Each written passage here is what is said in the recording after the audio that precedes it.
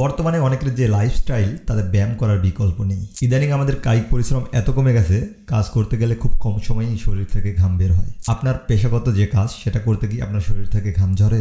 যদি না ঝরে, অবশ্যই আপনাকে ব্যায়াম করতে হবে। অনেকে ইয়ং এজে ফিট শরীর নিয়ে জবে জয়েন করেন, সকালের নাস্তা করে অফিসে যান, সন্ধ্যায় বাসায় এসে ঘুমিয়ে পড়েন। ফলাফল কয়েক বছর যেতে না যেতে আপনার ফিট শরীর আর ফিট থাকে না, ভুঁড়ি বেড়ে যায়, কাজ করার শক্তি থাকে না, আলসেমি লাগে। তাই যারা নিয়মিত অফিসিয়াল কাজ করেন, চেষ্টা করবেন কাজের ফাঁকে কিছুটা সময় বের করে হলো ব্যায়াম করার।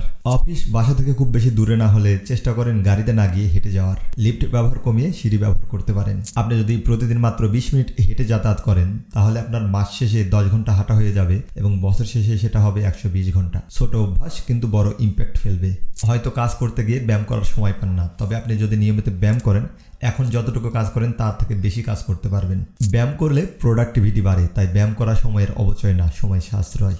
শরীর ভালো না থাকলে কাজই তো করতে পারবেন না, তাই সবকিছুর আগে শরীরের গুরুত্ব দেওয়া উচিত। ফলো করতে পারেন, আমরা একসাথে ফিট থাকবো ইনশাআল্লাহ।